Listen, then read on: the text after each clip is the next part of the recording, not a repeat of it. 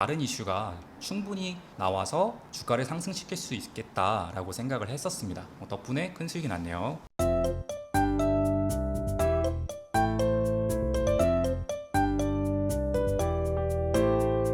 안녕하세요. 주차연TV K입니다. 주식에는 정답은 없잖아요. 굉장히 쉽게 접근이 가능하다는 걸 여러분들께 공유하고자 하니 잘 봐주세요. 개인적으로 주가 상승의 본질은 결국 재료라고 생각하는데, 재료를 분석하는 게 너무 어렵잖아요.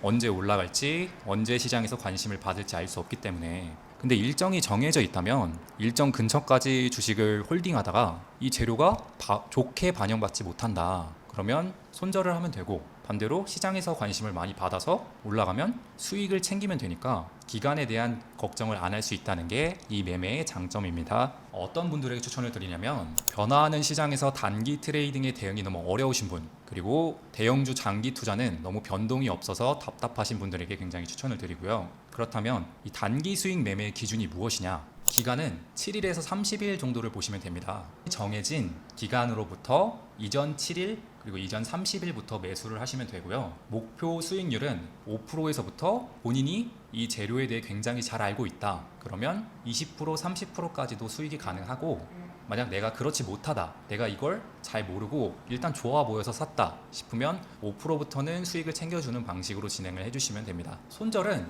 당연히 5%를 먹을 생각을 했다면 5% 손절도 각오를 하고 임해야 하고요. 이건 굳이 수익 매매가 아니라 저희가 주식을 임하면서 어떠한 매매를 하던 이런 식의 내가 잃을 수 있다는 것도 전제를 깔고 접근을 해야 합니다. 결국에 확률만 50%가 넘어가도 결국 수익으로 귀결이 되기 때문에 굉장히 간단하지만 수익을 쌓아가는 매매라고 생각하시면 됩니다. 제가 진행했던 일정 매매에 대해 소개를 할까 하는데요. 우선 재료를 봤을 때 재료가 시장 참여자들에게 이목을 끌만한 소재가 있느냐, 이게 굉장히 중요한데, 이 당시에 저는 현대차 그룹이 투자한 어반 에어포트 세계 최초 UAM 이착륙장 4월 첫 선보인다 라는 재료를 보고, 현대차 그룹 세계 최초라는 타이틀이 시장에서 관심을 받을 수 있겠다라고 생각을 했었고, 일정은 4월 25일로 정해져 있어서 이전 한 2주 전부터는 굉장히 관심 있게 바라봤던 것 같습니다. 해당 산업에 대한 기대감이 있었는데, UAM 산업에 대한 정부의 혁신 산업 추진 기대감이 있었고, 뿐만 아니라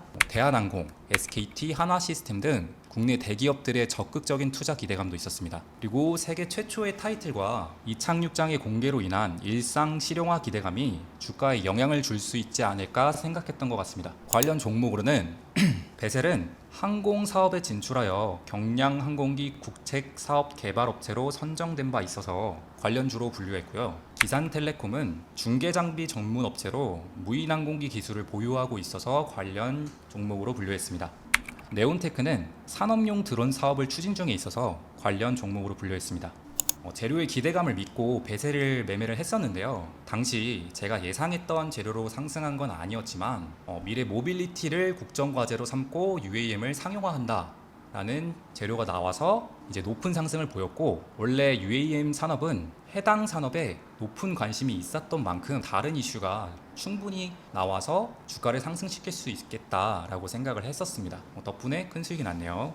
다음 보고 있는 재료를 보면 삼성, 현대차, SK, LG 국내 4대 그룹 폐배터리 재활용 동맹 5월 본격 착수라고 지금 적어놨습니다. 이 제목을 보시면 삼성, 그리고 현대, SK, LG 등과 같은 국내 굴지의 대기업들이 다 지금 참여를 한다는 소식을 보면서 굉장히 시장에서 높은 관심을 받을 수 있겠다라고 생각을 했고요. 폐배터리 시장의 기대감이 그럼 무엇이냐? 2030년에서 2035년까지 내연기관 신차 출시 및 판매를 금지한다고 합니다. 그러다 보니 전기차의 확산이 예정된 가운데, 전기차 시장의 활성화를 위해선 가격 안정화가 굉장히 중요한데, 배터리 원가가 너무 높다 보니까 배터리 재활용은 전기차 사업의 성장을 위해서 필수적일 수밖에 없다. 그렇기 때문에 폐배터리 시장에 대한 관심도 자연스럽게 커질 수밖에 없다 라는 말이고요. 이 차트를 보시면 글로벌 전기차 배터리 시장 규모 전망 연 37% 성장을 한다고 합니다. 2020년에서 2030년까지 대략 20배 이상 상승 기대감이 있는 시장이고요. 덕분에 폐배터리 재활용 시장도 이제 연 33%씩 성장을 할 것이다 라는 시장 전망이 있습니다.